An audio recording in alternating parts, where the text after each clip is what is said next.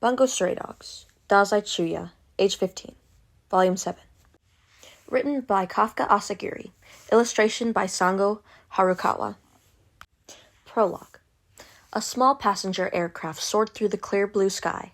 Only one passenger sat aboard, a man wearing sunglasses and a black suit. Sweat poured down his pale face as his eyes anxiously darted around the empty aircraft. Hunched over like a child afraid of a nighttime wind, he clutched a pistol in both hands as if it was his good luck charm. The man, a mafioso, had just escaped from a certain powerful organization by the skin of his teeth. Knock, knock.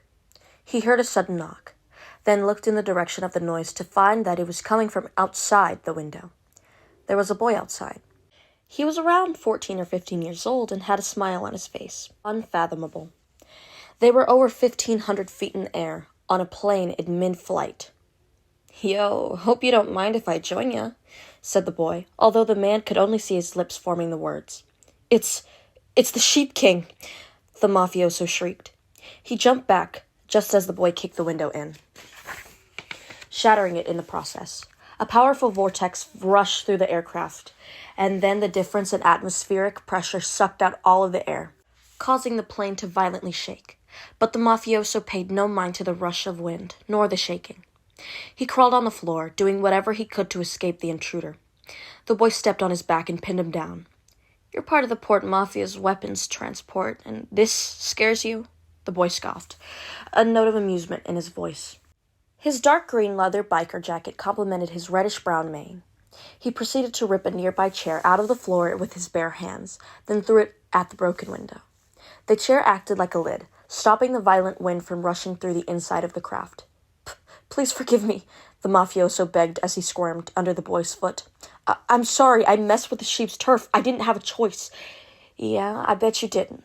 No way you Port Mafia bastards knew what you had coming. You hit us. We sheep hit back and then some, but don't sweat it. I already killed all the other guys involved in your little ambush.